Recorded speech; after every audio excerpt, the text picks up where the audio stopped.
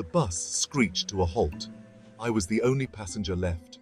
Gauripur Mor was a desolate stop. A single flickering lamppost did little to pierce the darkness. The air hung heavy and silent. I stepped off the bus, my footsteps echoing in the stillness. It was well past midnight, a mistake to arrive at this hour. He shivered, pulling his jacket tighter around him.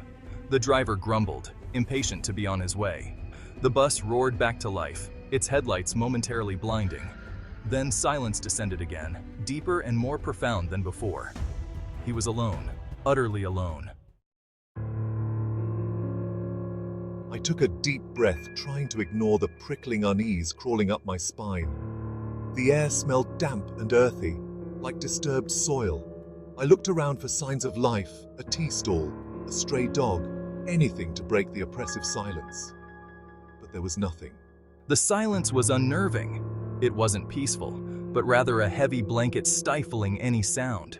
Even his own breath seemed loud, an intrusion in the stillness. He wished he had listened to his brother's warnings about traveling so late. This place felt wrong, deeply wrong. Just as I was about to call my brother, a figure emerged from the shadows. An old man, hunched and withered, pushing a rusty bicycle. His eyes, deep-set and unsettlingly bright, locked onto mine. I hesitated, unsure whether to approach or retreat further into the darkness. Looking for transport, son? His voice was a raspy whisper, barely audible above the silence. The protagonist considered his options. Walking was out of the question. Not in this darkness, not in this place. His voice was unfamiliar, strained. S1. Media. Old man straining to speak, elderly man with a strained expression in low light. Yes. 5 rupees, take you anywhere. His words felt like a promise and a threat all at once. The protagonist took a hesitant step closer, his hand instinctively reaching for his wallet. 5 rupees for a ride out of this unsettling silence seemed a small price to pay.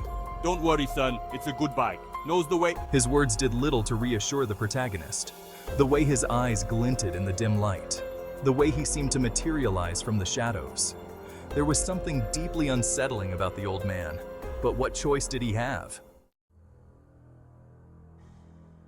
I mounted the rickety bicycle, the rusty metal groaning under my weight. The old man gave him a final toothless grin, then melted back into the shadows. He pedaled away, the silence now broken by the squeaking of the old bike.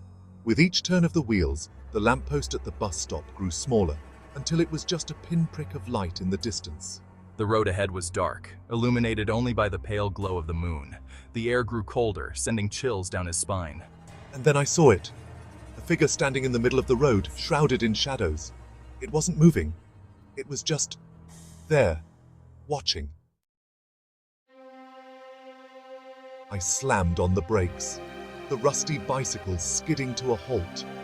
The sound of the tires screeching against the asphalt echoed in the still night air, sending a shiver down my spine. My heart pounded in my chest, each beat louder than the last, as if it were trying to escape. I could feel the adrenaline coursing through my veins, making my hands tremble. I strained to see through the darkness, but the figure remained obscured. The shadows seemed to dance around it, making it impossible to discern any details. My eyes darted back and forth, searching for any sign of movement. A cold dread washed over me, chilling me to the bone. It was as if the very air around me had turned to ice. I could feel the sweat trickling down my back, my breath coming in short, ragged gasps. Why hadn't I listened to my brother? His warnings echoed in my mind, each word a painful reminder of my stubbornness. He had always been the cautious one, always looking out for me. As he stared at the figure, his foot slipped on the pedal. The sudden loss of balance jolted him back to reality, his mind racing to process what was happening. The bicycle tilted, sending him sprawling onto the hard asphalt. The impact knocked the wind out of him, leaving him gasping for air. He could feel the rough surface of the road scraping against his skin. Pain shot up his leg, sharp and unrelenting. He clutched at it, trying to will the pain away, but it only seemed to intensify. His vision blurred with tears, the world around him becoming a hazy mess. I looked up, expecting to see the figure looming over me. My heart raced even faster, if that was possible, as I braced myself for the worst. But there was nothing there. The space where the figure had been was now empty, as if it had never existed. The eerie silence was deafening, filling me with a sense of unease. It was then that he noticed it. His eyes widened in shock, the realization hitting him like a ton of bricks. The road. It ended abruptly, just a few feet ahead of where he lay.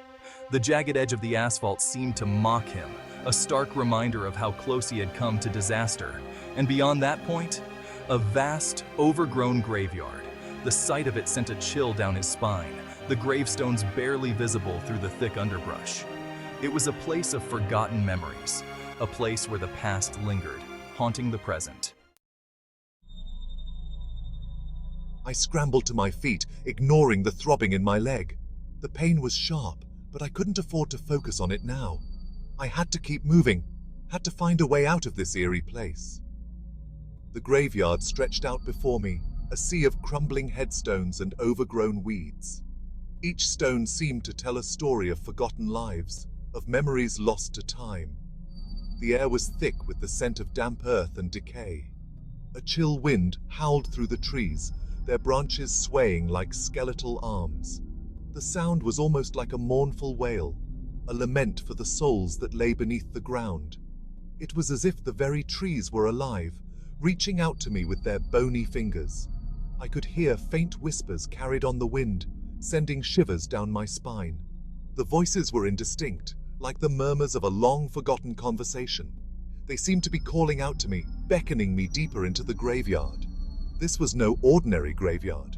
It was a place steeped in mystery and legend, a place where the line between the living and the dead was blurred. This was the Gauripur cremation ground, a place known far and wide for its eerie atmosphere and ghostly sightings. A place whispered to be haunted. Stories of apparitions and restless spirits were common, and many avoided it after dark. The figure. It stood there, shrouded in mist, almost blending into the shadows. Its presence was both unsettling and intriguing. It must have been a warning, a sign that I was treading on dangerous ground, that I should turn back before it was too late. A ghostly apparition trying to protect him from venturing further. It was as if the spirits themselves were trying to keep me safe from whatever lay ahead. He had heard the stories, tales passed down through generations, each one more chilling than the last. Tales of lost souls wandering the cremation ground, unable to find peace. They were said to be trapped, bound to the place by some unfinished business or unresolved sorrow. Tales that sent shivers down the spines of even the bravest men. Men who had faced death and danger, but who would not dare to set foot in Gauripur after nightfall. And now he was here, alone. The weight of the stories pressed down on him, making the air feel even colder. Surrounded by the restless dead. Their presence was palpable, a constant reminder of the thin veil between this world and the next. Panic welled up inside me. I had to get out of there. I turned to grab the bicycle, my only escape from this nightmare. But it was gone. The rusty bicycle that had brought me here had vanished. I was truly trapped. My heart pounded in my chest, each beat echoing the dread that pulsed through me. The whispers on the wind seemed to grow louder, closer. He called out, his voice hoarse and desperate. "Hello, is anyone there?" Only the wind answered, whistling through the trees like a mournful cry. He was alone. Hopelessly, terrifyingly alone. His legs trembled beneath him. He had to get out of there. But where could he go? Suddenly, a light pierced the darkness. A pair of headlights cut through the gloom, blinding me. A car engine, loud and reassuringly real. A car was approaching. Salvation! I stumbled towards the road, waving my arms frantically. The car screeched to a halt, its headlights illuminating the dirt road. A young couple, their faces etched with concern, helped him into the car. He could only stammer out fragmented sentences about the old man, the bicycle, the graveyard. They exchanged worried glances, but didn't question him further.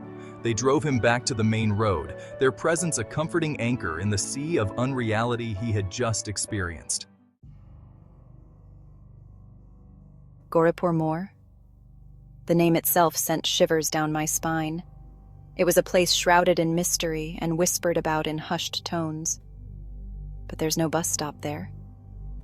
I had checked the maps, asked the locals, and yet, here I was, standing in front of an empty road where a bus stop should have been. And the cremation ground.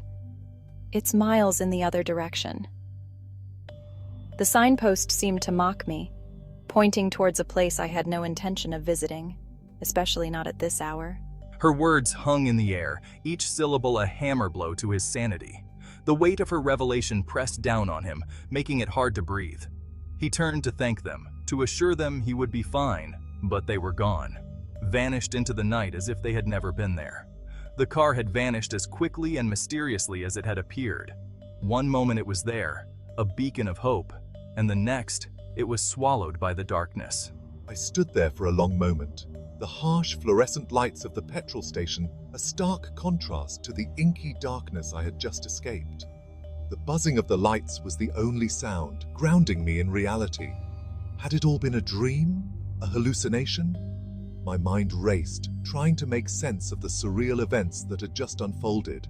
As he reached into his pocket, his fingers brushed against something cold and hard. It was a small object, unfamiliar yet oddly comforting in its solidity. He pulled it out. A rusty bicycle key. It was old, worn, and carried the weight of countless untold stories. A haunting reminder of his chilling night at Gauripur Mor.